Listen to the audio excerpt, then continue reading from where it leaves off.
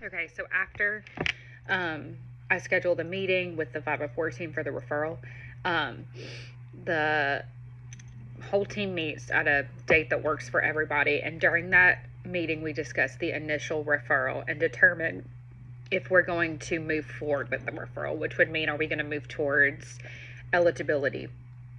Because it's a 3-step process. You have your referral, and then you determine eligibility, and then you determine the 504 plan as a team if they are eligible. So if the team is in agreement, then the 504 coordinator will move forward with the 504 process. If the referral is not accepted, then no further action is taken. I will keep the referral and the documentation from the meeting, though.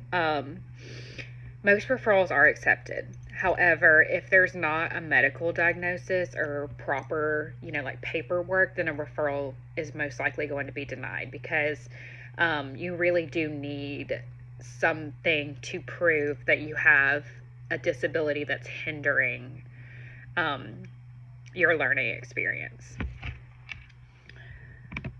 So after the referral meeting, let's say that a referral is accepted, the 504 team accepts a referral, then you would move on to eligibility. Once a referral is accepted, the 504 coordinator will gather all of the appropriate data that's needed to determine if the student is eligible. Basically, what I will do is I will first collect academic data, which would be like their STAR, which is a computerized standardized test they take that gives them like a percentile rank amongst other students their age. So I would gather that. I would get report cards, progress reports, work samples, all of those things. Then I would gather behavior data, if there is any. Sometimes there's not. I have had students who have had office referrals before, so I'll get the copies of office referrals. I'll also get copies of, like, if they're in RTI intervention for behavior, I'll get their behavior charts, things like that. And then there's also a questionnaire in the 504 official paperwork that is like in the legal documentation that I give to the parents or guardians and the teacher that they fill out, that also goes into the initial paperwork to see if they're eligible. Then after I gather all this data, I call another meeting, an eligibility meeting. This is the meeting where we sit and I present all of this data to the parents, the whole 504 team, and as a team we decide if the student is eligible for the plan.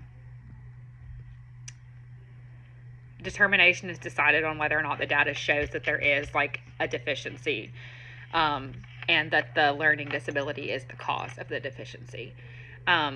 So like I said, for example, I have done 3 this year. I've done 1 for hearing loss, 1 and 2 for ADHD, which is pretty common. The ADHD ones are always hindering, and ADHD, it's basically if there's proof in the data that their academics or behavior are, if they're struggling or they're having deficiencies, then 9 times out of 10 we're going to accept the referral and they're going to be deemed eligible so that they have success in the classroom. So after we determine if a student is eligible, then we move on to step 3, which is the implementation. So for implementation, this is basically just like the writing of the plan. Now, the 504 coordinator writes the 504 plan, but I do have to accept input from the 504 team, which would be the classroom teacher as well as the parents, like if they want certain accommodations in the 504 plan. So it's one more meeting. It's the 3rd and final meeting of the 504 process.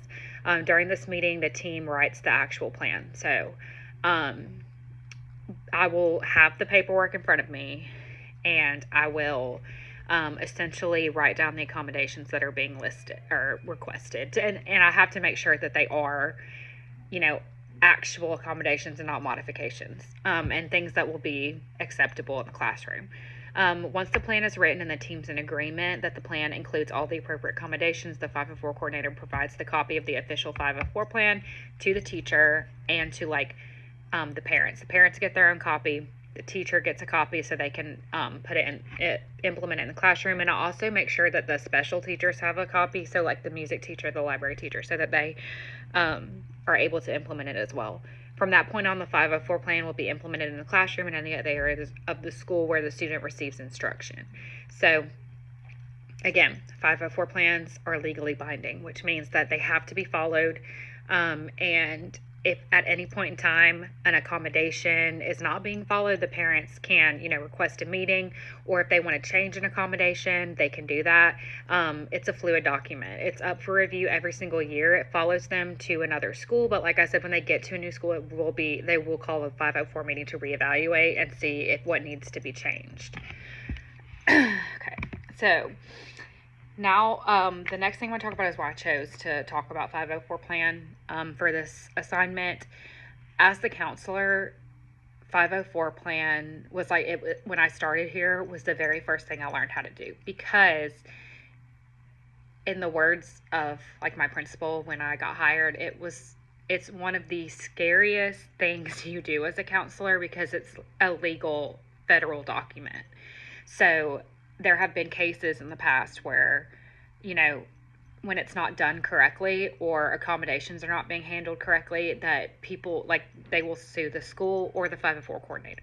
So it feels like something that needs to be done properly all the time. So I made sure that I had proper training and everything when I started. That was like the first thing I did.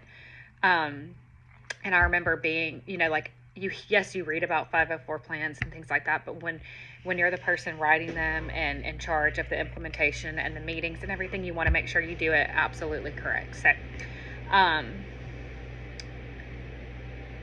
that being said, 504 plan meetings and implementation have to be taken seriously and handled professionally. I think that's important to know as a person who is, not a counselor yet, because that's something I did not know prior to this job. Like, I knew that, yes, the 504 coordinator was usually the counselor, but I didn't realize how serious of a job it was. And so that's why I'm talking about it. Since I've started my job as the counselor, I've written 3 504 plans. The students who received these plans had a medical diagnosis that limited their abilities. One student had significant hearing loss. The other 2 students were diagnosed with ADHD. So all 3 had actual medical documentation and medical referrals for 504 plans. In coordination with these plans, I was able to see firsthand how the accommodations help the students thrive. So, specifically, when I was in school, I'm deaf in my left ear. And, I never knew what a 504 plan was. So, that was the very first one I did, was a student who had significant hearing loss in one of his ears. And I remember meeting with his parents, and when I was coordinating all the meetings, and I was thinking this would have been so nice to know about when I was in school. Like, even though teachers will accommodate students with or without legal documentation, you never know what a student's not getting. So it was interesting to see. It's interesting to see how much these plans have helped these students, because, like I said, they are academically high enough not to qualify for IEP. So they're not getting special education services, but we want to make sure they're getting what they need to be successful. So that's where the 504 plan has been helpful. Implications. So lots of people are involved in coordinating and implementing a 504 plan effectively. The planning and implementation process includes the 504 team, which I've already said. You have 504 coordinator, which is me, the AP or the principal, which serves as the LEA representative.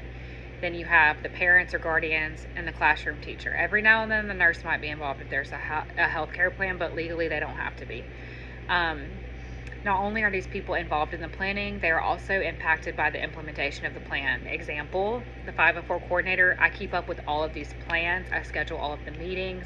And once it's implemented, I make sure that everyone's provided with what they need, and I check up on it and all that. I'm the point of contact for all parties involved. The classroom teacher is the one providing the accommodations, so they're definitely impacted by it. And then you have the principal who oversees the plan as being effectively and appropriately implemented, and then the parents monitor the students' progress and decide, if it's working or what they want to change, anything like that. The students are also impacted because they're receiving the 504 plan and the accommodations that come with it. So after receiving the accommodations provided by the plan, they're able to learn and grow in an environment that is deemed successful for them. In the very last two slides for the treatment plan, I attached an actual picture of the 504 plan that I most recently wrote. I wrote it on 4/4/24. And this, I blurred out names, but I attached like the actual federal legal document that we use in Autauga County. And this is the same plan, like this is the paperwork I use for every student with a 504 plan. I just changed the accommodations, the name, all that stuff. So, anyways, this is for a student who was diagnosed with ADHD. They are hold on.